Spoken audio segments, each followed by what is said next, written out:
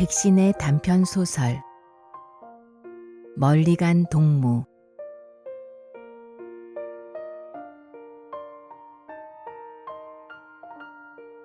그래도 벌써 몇 년 전 일입니다. 우리 집 가까이 내가 참 좋아하는 동무 한 사람이 살고 있었습니다.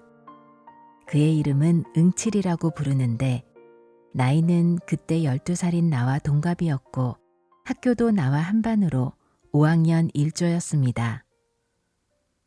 이 응칠군이야말로 씩씩하고도 용기 있는 무척 좋은 동무였습니다. 응칠군의 아버지는 고기 장사를 하는데 사흘만큼 한 번씩 열리는 장날마다 고기 뭉치를 지고 가서 팝니다. 그의 어머니는 날마다 집에서 일을 하기도 하고 어떤 때는 남의 집에 가서 빨래도 해주고 또 농사철에는 남의 밭도 매주고 모두 심어준답니다.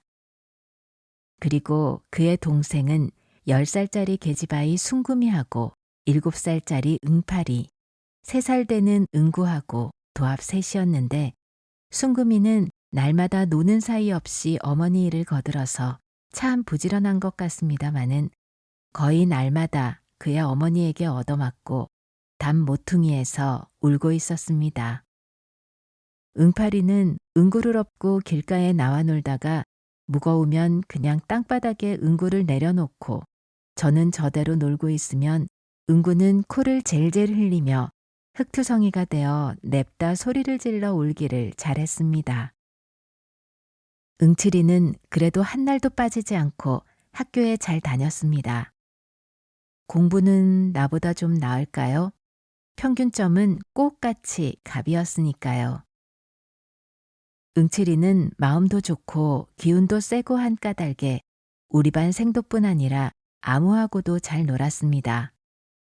아이들이 싸움을 하면 반드시 복판에 뛰어들어가서 커다란 소리로 웃기고 떠들고 하여 싸움 중재를 일수 잘해주기도 했습니다. 그러나 선생님에게는 거의 날마다 꾸지람을 받았습니다. 왜 월사금을 가져오지 않느냐? 왜 습자지를 가지고 안 왔느냐? 하고 벌을 서기도 자주였습니다. 그런데 어느 날 습자 시간이었습니다.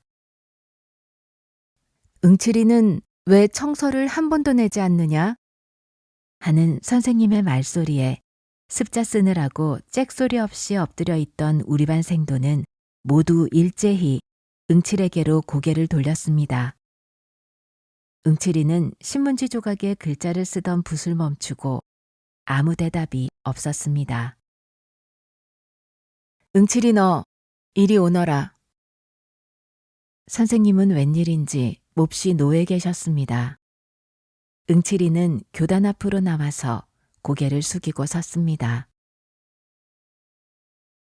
왜 너는 월사금도 벌써 반년치나 가져오지 않고 잡기장도 습자지도 도화용지도 아무것도 사지도 않고 학교에는 왜 다니느냐?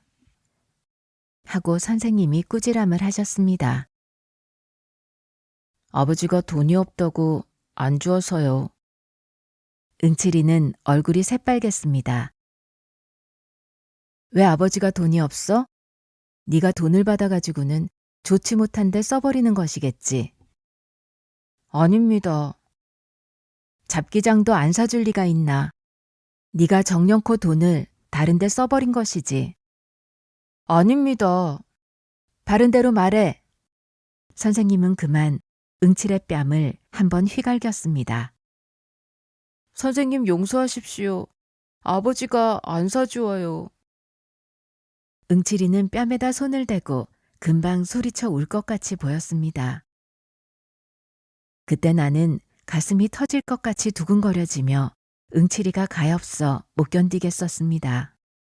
그래서 그만 벌떡 일어나서 선생님, 정말 응칠이 집에는 돈이 없어요. 잡기장 사려고 돈을 달라면 학교에 못 가게 합니다. 응칠이 아버지는 돈이 없어 밥도 못 먹는다고 야단을 합디다. 하고 나도 모르게 크게 소리가 터져 나왔습니다. 그래, 너는 어떻게 하느냐? 하고 선생님이 나를 노려보셨습니다. 나는 가슴이 막히는 것 같았습니다. 처음 응칠이를 학교에 보낼 때는 응칠의 아버지도 돈벌이가 좋으셨는데 응칠이가 4학년 때부터는 돈벌이가 조금도 없었으므로 그의 아버지는 응칠이도 학교를 그만두고 집에서 무슨 일이라도 하라고 했습니다. 그러므로 월사금이나 학용품을 사려고 돈을 달라면 가지 못하게 하여 학교에는 왜 자꾸 다니면서 돈을 달라느냐고 야단을 했습니다. 그래서 응칠이는 5학년에 오른 후로는 거의 돈 한 푼 아버지에게 얻어보지 못했습니다. 돈을 달라면 학교에 못 가게 하고 돈 없이 월사금도 바치지 못하니 선생님이 꾸지람을 하시고 정말 응칠의 사정은 딱했습니다. 나는 이 모든 사정을 잘 알고 있었으므로 응칠이가 무척 가엾었습니다. 그러나 그 후 얼마 되지 않아서 응칠이는 그만 학교에 오지 않았습니다. 그런데 어느 날입니다. 그날도 나는 형님이 사다 주신 잡지책과 그림책을 들고 어서 응칠에게 갖다 보이려고 집을 나섰습니다. 막 대문을 나서 응칠이 집 가는 편으로 5발자국도 못 걸어갔을 때 웬일입니까? 응칠이가 담 모퉁이에 붙어 서서 우리 집 대문을 엿보고 있지 않습니까? 나는 어떻게 반가운지 너 우리 집에 놀러 오는 길이냐? 하고 곁으로 달려갔습니다. 웬일인지 응칠이는 몹시 기운이 없어 보였습니다. 요즘은 저의 아버지가 아주 돈벌이를 못해서 밥을 못 먹나 보다 하는 생각이 들었습니다. 그래서 나는 응칠의 어깨를 잡고 우리 집으로 가자고 끌었습니다. 아니, 너희 집에는 안 간다. 응칠이는 나의 팔을 뿌리쳤습니다. 왜 문간까지 와서 안 들어갈 테냐? 이것 봐라. 이거 형님이 사다 주신 건데 너하고 같이 읽자꾸나. 아니. 응칠이는 그렇게 좋아하는 잡지와 그림을 보고도 기뻐하지 않았습니다. 나는 인제 너하고 같이 놀지 못한단다. 응칠이는 멍하니 서 있는 나를 바라보며 금방 울 것 같이 말했습니다. 나는 응칠의 이 한말에 깜짝 놀랐습니다. 얼마 전부터 만주로 돈벌이 간다고 하는 응칠의 아버지 말이 생각났습니다. 너 만주 가니? 응칠이는 대답 대신 머리를 끄덕였습니다. 아니, 만주에는 마적이 많아서 사람을 막 죽인다는데 얘야, 가지 마라. 하고 나는 응칠에게 다가섰습니다. 내 맘대로 할 수 있나? 우리 아버지가 기어이 가신다는데 뭐. 그러면 언제 가니? 오늘 저녁에 간단다. 나는 어떻게 했으면 좋을지 몰랐습니다. 어느 사이엔지 우리들은 어깨동무를 해가지고 느껴 울고 있었습니다. 울면서 걸어온 것이 응칠의 집 앞이었습니다. 다 찌그러져가는 그의 집 방 안에는 시커먼 커다란 보퉁이 한 개가 놓여 있고 건넌방에 겹방살이하는 순덕이네 방에는 응칠의 집 식구가 모두 둘러앉아 밥을 먹고 있었습니다. 응칠아, 너 어디 갔다 오냐? 어서 밥을 먹어야 가지. 하는 순덕이 어머니의 얼굴을 바라본 나는 눈물이 자꾸 더 흘러내렸습니다. 이제 이 집은 순덕이네 집이 됐단다. 우리가 간다고 순덕이네 집에서 밥을 했다나? 하고 응칠이는 삽작에 붙어 섰습니다. 어서 들어가거라. 잘 있어라. 나는 밥 먹고 곧 간단다. 하고 응칠이는 순덕이네 방으로 들어갔습니다. 나는 얼른 눈물을 씻고 집으로 달려와서 어머니를 보고 응칠의 이야기를 했습니다. 그리고 돈을 좀 주어서 응칠의 아버지가 만주에 가지 않더라도 돈벌이를 할 수 있도록 하자고 떼를 써보았습니다마는 어머니에게 무척 꾸지람만 듣고 집을 쫓겨났습니다. 나는 하는 수 없이 정거장 가는 길인 서문거리에서 응칠이 집 사람이 오기를 기다렸습니다.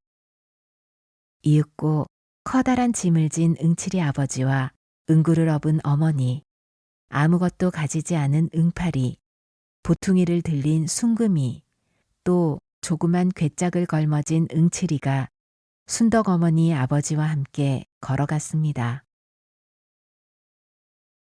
너 여기서 뭐하니? 잘 있거라. 인제 언제나 또 만나게 되니. 하며 제일 앞선 응칠이의 어머니가 나를 보고 말했습니다.